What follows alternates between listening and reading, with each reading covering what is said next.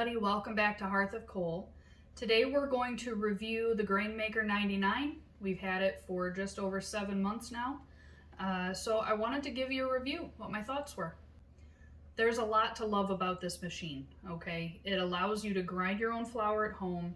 It allows you to make your own peanut butter, which I still haven't done yet. My son keeps reminding me and we keep putting it off, but I think that's coming soon, so keep an eye out for that video. The quality of this machine is indeed heirloom, all right? It's moved 3 times with us. It gets bumped around on the counter. I use it multiple times in a week, and it just holds up like a champ. The finish has not chipped. It hasn't scratched, really. It hasn't shown any damage. Not that we beat it up, but it's not degraded at all. The auger works perfectly. It feeds.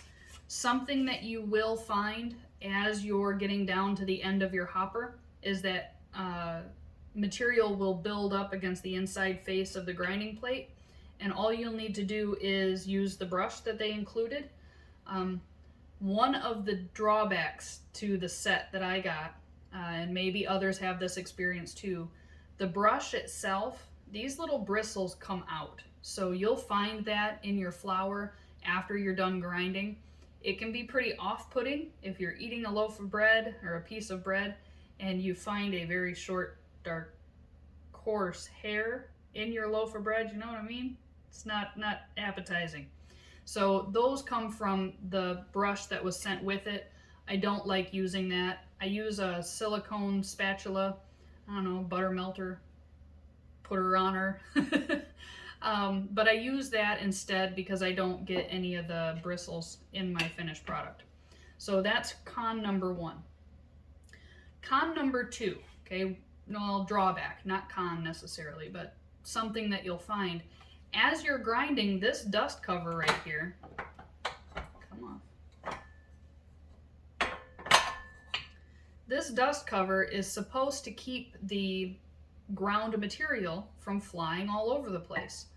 Well, it's not shaped very well to do that on the back side of the grinding plates. So it does keep it from flying up, and it keeps it more or less directed downwards into your collection device. However, it is not enough. You'll find that you'll get flour residue all over your workspace if you just use this dust cover. So my high-tech, very fancy, sophisticated solution is a paper plate. I just cut a hole in it to fit around the shaft of the grinder, and it's split so that I can take it on and off. And that cuts down 96% of the flour residue that's going all over. It just directs it right into the bowl. Bitterroot Tool Company, if you end up watching this video for whatever reason, something like this might be a good addition, okay? Just as a home user, it's very frustrating to have 2% of your finished product end up everywhere else. So it's messy, it's time consuming, it's wasting my materials. So just an idea, something to add to your machine if you've not gotten that recommendation before. My gift to you. And for the rest of us, paper plates work just fine. If you're handy, you can fabricate this. It really doesn't take a lot. But that keeps that flour dust down. I'll just show you. We'll take it apart real quick. So you can see the grinding plates. All I do to clean my Grainmaker is I take it apart, I take it outside, and then I blow it off with the air compressor. It's not hard at all. And it keeps water from sitting in places inside the machine, making it rust or, discolor the finish or anything else. So that's all I do to clean it, is I take it outside, blow it out, and then I come in. If there's any residue left, I just use a dry cloth and I clean it. This one doesn't get cleaned as often as she probably should. Yeah, we'll go this way. So I'll show you that grinding plate. So if you can see, the grinding plate has a really nice finish on it. Still, even after consistent use, it's not shown any real discoloration or wear. So I'm really happy with that. And the faceplate likewise is undamaged. It doesn't have any pitting or pock marks. The finish is still very much good. I'm not going to carry it over there to show you. I'm sorry, I have a bad, maybe a bad setup. The only place that I've seen discoloration or even a little bit of rust is right here on the drive shaft. On the end of it, there is a little bit of surface rust here, and then likewise inside of this little channel. And I think that's because of the moisture from the ground material, so from your wheat, your barley, whatever you're grinding. I think that just kind of sits there against the inside of the faceplate, and it doesn't have anywhere to go. So if you don't clean it regularly, like me, I don't clean it regularly enough, apparently, you could probably prevent that, but that is due to my error, not a defect in the machine. And then to put it all back together, all I do is make sure my handle's facing down. You want to orient your spring so that it is just off the top center. And then on the faceplate, if you can see there, there's this little arc that has to sit on the end part of your spring. Kind of line it up with your grinding plate, and then you'll just take your adjustment knob and screw it into the end of the drive shaft. And it is it's a pretty coarse thread, so you shouldn't have any issues with cross threading. Just pay attention.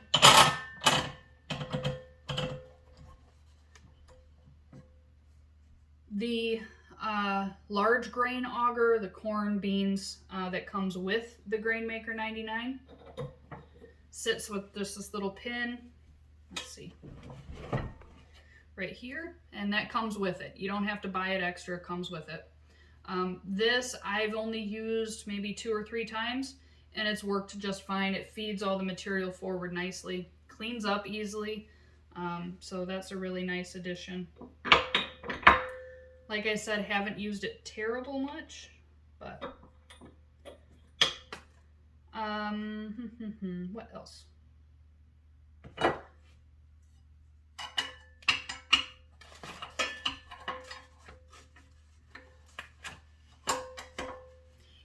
Okay, so because it's manual, it does take a little bit of sweat equity to get the product that you want.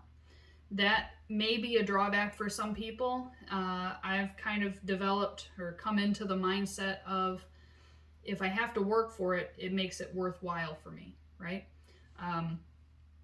What's the quote? Somebody can probably name who said it. I forget right now. Cut your own wood and then it warms you twice, right? We're all looking for ways to be more active. Do manual labor. Like, it's good for you. That's what we're built for. Anyway, I'll get off my soapbox. So the nice thing about the Grainmaker is with soft wheats, it usually will put them into bread flour in one pass. By that I mean I put it in as a whole wheat berry, it comes out as usable flour. With hard wheats, I found that 2 passes is usually required. So the original raw berry goes in, I get a really coarse like wheat meal, and then I'll put that back through a second time and it grinds it up into a usable bread flour. So 2 passes, that's not bad for a manual machine, right? There are some electric models that don't even do that very well. So I'm really, really impressed with the functionality of this unit. The handle, let me see here. So your handle will develop a little bit of a finish as you use it. That's normal, right? You've got oils in your hands, so those are getting worked into the wood handle of your Grainmaker. That's normal. That will darken over time. If it becomes a bother, these would be super easy to replace, which I'm kind of thinking was the idea. I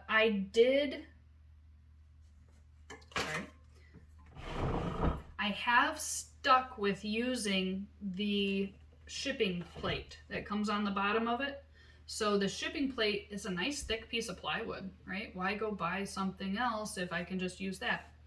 All we did is cut a channel off of the end of it so that our handle could pass by without hitting it. And then I clamped this right there on the edge of my counter with woodworking clamps. So it's got a temporary home. We are looking to build a stand just for it, but we haven't done that yet.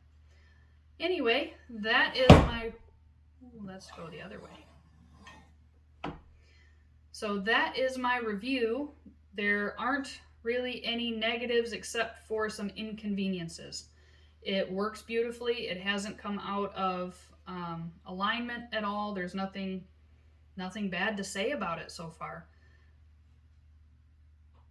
Yep. So stay tuned. I'll do a 1-year review as well. And also keep an eye out for that peanut butter video.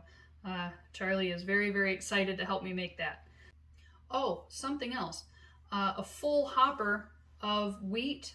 If I'm doing hard wheat, a full hopper I can do in about 20 minutes. That's both passes. If I'm doing a white wheat, I can do that in about 10. So it really is just getting used to the machine and building your rhythm with it.